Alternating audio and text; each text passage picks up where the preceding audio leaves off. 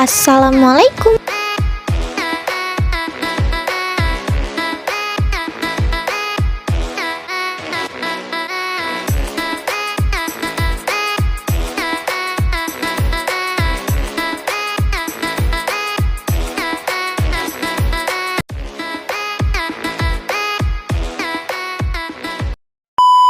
Nah, di video kali ini aku bakalan sharing mengenai biologi sel.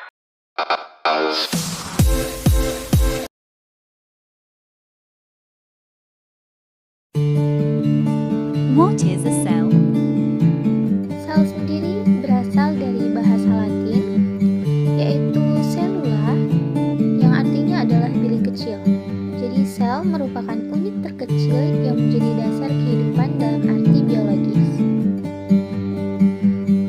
Selanjutnya ada sejarah perkembangan sel. Sel pertama kali ditemukan oleh Robert Hooke pada 1665. Beliau menemukan perbedaan antara sel gabus dengan sel yang masih hidup. Kemudian beliau melakukan pengamatan pada sayatan gabus yang merupakan sel-sel mati pada pegangan pohon ek dengan mikroskop sederhana.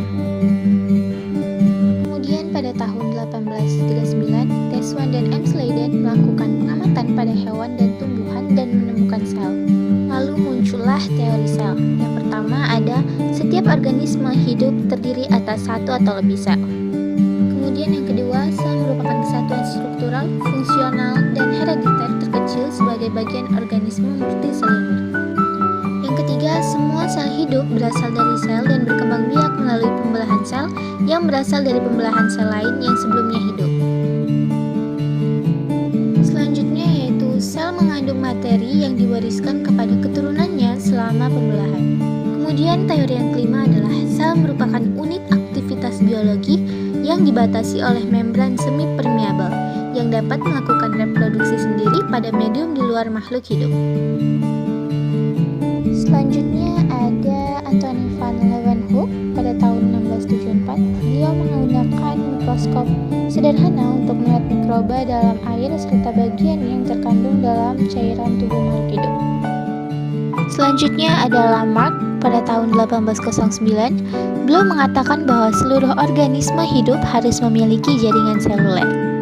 Kemudian pada tahun 1824, Dutrosit juga mengatakan bahwa semua tumbuhan dan hewan terdiri dari sel berbentuk gembungan yang sangat kecil yang mengalami peningkatan ukuran dan jumlah.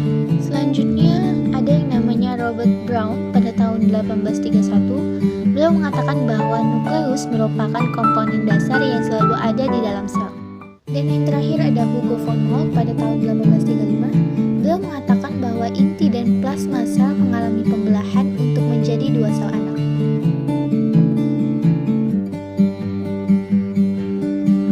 Selanjutnya kita bakalan ngebahas tentang jenis sel terbagi menjadi dua, yaitu yang pertama sel prokariotik dan sel eukariotik. Prokariotik sendiri artinya adalah sebelum nukleus. Jadi sel prokariotik adalah suatu organisme bersel satu tanpa adanya nukleus. Nah, contohnya yaitu bakteri dan archaea.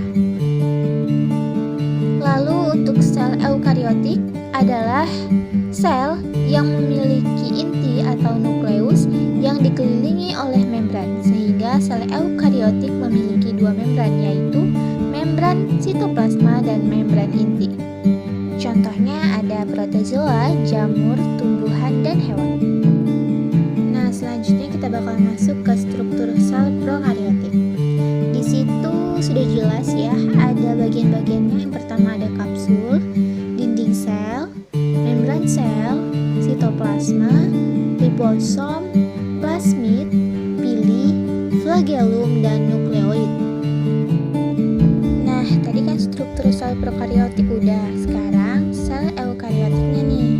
Di sini strukturnya yang pertama ada mikrotubul, sentriol, filamen intermediate, mikrofilamen atau aktin, membran plasma, lisosom, kompleks Golgi, sitosol, mitokondria, vakuola, RE halus dan RE kasar, peroksisom, ribosom, nukleolus, dan juga kromatin. Dan yang terakhir itu ada membran inti.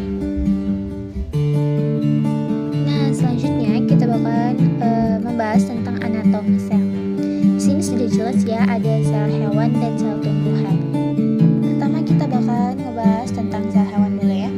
Di sini ada membran sel, nukleus, sitoplasma, nukleolus, badan Golgi, mitokondria, vakuola, lisosom, dan juga retikulum endoplasma.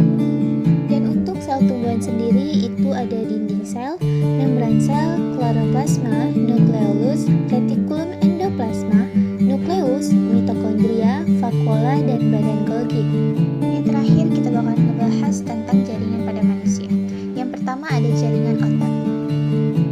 Nah, jaringan otot ini berfungsi untuk menghasilkan gaya dan berkontraksi sehingga berfungsi sebagai alat gerak aktif. Lalu yang kedua ada jaringan epitel. Nah, jaringan epitel ini sendiri terbentuk dari lapisan endoderm, mesoderm, dan ektoderm. Salah satu fungsinya adalah untuk melindungi jaringan di bawahnya. Yang ketiga ada jaringan saraf.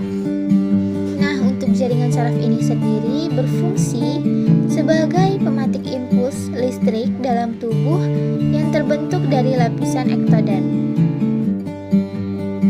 Nah, dan yang terakhir ada yang namanya jaringan ikat. Nah, kalau untuk jaringan ikat ini berfungsi untuk menyambung mengikat erat bagian-bagian tubuh manusia sebagai penguat dan menjadi paling utama dalam tubuh manusia.